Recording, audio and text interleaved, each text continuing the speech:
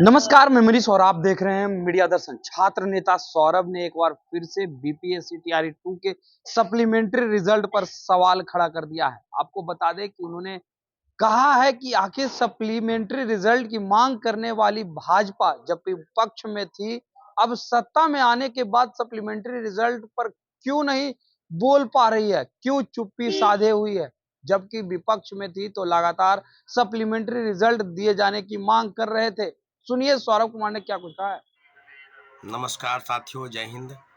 अभी हम बात करेंगे बिहार में शिक्षक बहाली के विषय पर और दो तीन खास विषय हैं जिसकी चर्चा होना लाजमी है। तीसरे फेज की बहाली की प्रक्रिया में 15 और 16 मार्च को यानी 2024 को जो 5-6 दिन के बाद परीक्षाएं होने वाली है, सभी पर आपको पता है कि 1 to 5 से लेकर 6 to 8 यानी यही दोनों परीक्षाएं जो 15 मार्च को आयोजित होने वाली है, इसकी तिथि घोषित हुई थी।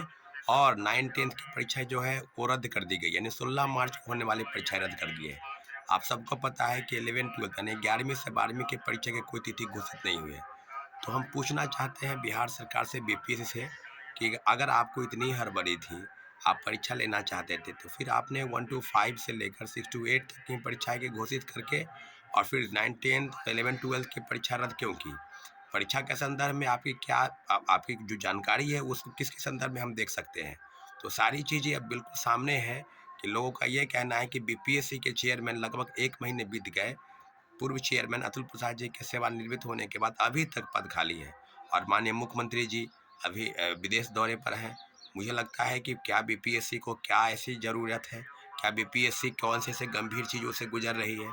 तो सारी चीज़ों पर अगर बात करेंगे तो इतना ज़रूर है कि शिक्षक बहाली के मुद्दे पर जिस प्रकार से हड़बड़ी दिखाई गई, सेकेंड फेज की बहाली और प्रथम फेज की बहाली यानी दूसरे फेज की बहाली और प्रथम फेज की बहाली, दोनों फेज में सीटेट फेल, एसटीटी फेल और कई फर्जी प्रमाण पत्र के आधार पर लोग बहाल हो गए और आज उनको बाहर किया जा रहा है। तो सप्लीमेंट्री रिजल्ट के नाम पर लगातार जो धोखा और षड्यंत्र किया गया, उसकी जिम्मेवारी कौन लेगा? लगातार भारतीय जनता पार्टी के नेता जो आज एनडीए गठबंधन में है और दोनों उप मुख्यमंत्री लगातार सुर्खियों में, लगातार सवाल सरकार से कर रहे थे जब वो विपक्ष में थे कि सप्लीमेंट्री रिजल्ट जारी होना चाहिए, सप्लीमेंट्री रिजल्ट जारी होगा। तो फिर आज कौन सी मजबूरी है कि आप सरकार में शामिल होने के बावजूद भी आप शिक्षक अभ्यर्थियों की समस्या का समाधान नहीं कर पा रहे हैं? और बीपीएससी जो बहाली प्रक्रिया निकाली है, उसको एक परीक्षा का घोषित न करने के बाद परीक्षा को रद्द करना, कहीं न कहीं मुझे लगता है कि सिर्फ औपचारिकता बाकी रह गई है और 15 मार्च को जो परीक्षा होने वाली है, मुझे लगता है कि वो भी किसी कारणवश जो है वो टाली जाएगी।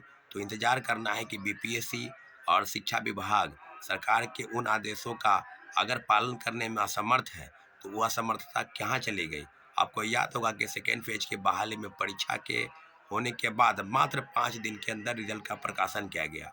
तो आज बीपीएससी से जो बहाली तीसरे फेज की भी निकली है, लगभग 87,000 पदों पर, उस पदों पर क्या हुआ? तो साथियों, अब बिल्कुल स्पष्टता के साथ मैं यही कहना चाहता हूँ कि जिस तरह की बातें हो रही है, जिस तरह की चीज़ें साधना गंभीरता के साथ सवाल में है, उसके एक बिंदु पर हम आपके सामने हैं कि सरकार के समक्ष उन सारे बिंदुओं पर, चाहे टीआरई 1 से लेकर टीआरई 2 तक, सारे विषय बिल्कुल अब तर्कसंगत हो गए हैं और सप्लीमेंट्री रिजल्ट के नाम पर जो धोखा हुआ, कई टीवी चैनलों के पत्रकारों द्वारा इस विषय को लगातार उठाया जा रहा है और हम अपने अन्य साथियों के साथ एक बखूबी सप्लीमेंट्री रिजल्ट की मांग को लेकर जिस तरह की गंभीरता सरकार को दिखाई जानी चाहिए थी, आज तक वो विचार विमर्श में लगे हैं। और मुझे लगता है कि देश में जो आम चुनाव होने वाले हैं, तो सारी कवायद चाहे प्रशासन की हो चाहे सरकार की हो, वो चुनाव मोड में लग जाएगी। तो शिक्षक अभ्यर्थियों के साथ जो धोखा और षड्यंत्र हुआ है, कहीं ना कहीं उनका खामियाजा उनको आम चुनाव में भुगतना पड़ेगा। आने वाले समय में टीआरई 2 में जो पद खाली थे और लगभग 14,700 पदों पर सिर्फ मल्टीपल रिजल्ट को लेकर सप्लीमेंट्री रिजल्ट जारी करने चाहिए थे, परंतु बीपीएससी शिक्षा विभाग ने ये जारी करने की तरफ कदम बढ़ाए, फिर कदम आपने वापस ले लिए। मुझे लगता है कि बिहार सरकार को जल्द से जल्द सप्लीमेंट्री रिजल्ट जारी करने चाहिए और तीसरे फेज की बहाली की प्रक्रिया में सिर्फ एक परीक्षा 15 मार्च को आयोजित होने वाली है, उस परीक्षा के संदर्भ में क्या जानकारी है, क्या अपडेट है, उस पर भी पूरी तरह बखूबी आपको आगे आना चाहिए। निश्चित रूप से सप्लीमेंट्री रिजल्ट के लेकर जो याचिका दायर होने वाली है, उसके लिए भी हम जल्द से जल्द बैठक बुलाने वाले हैं। निश्चित रूप से हम अपनी बातों को विराम देते हैं और निश्चित रूप से शिक्षक अभ्यर्थियों के साथ हम पूरी तरह से खड़े हैं। धन्यवाद।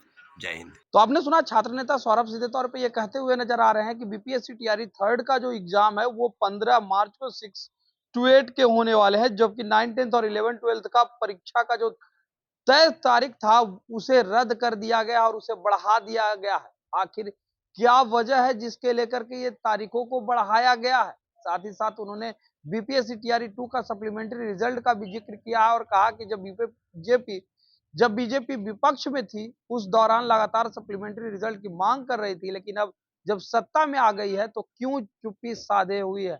क्यों, आखिर क्या लाचारी है बीजेपी को कि सप्लीमेंट्री रिजल्ट पर कुछ बोलने से बचती हुई दिख रही है? फिलहाल इस खबर में इतना ही। देखते रहे मीडिया दर्शन। धन्यवाद।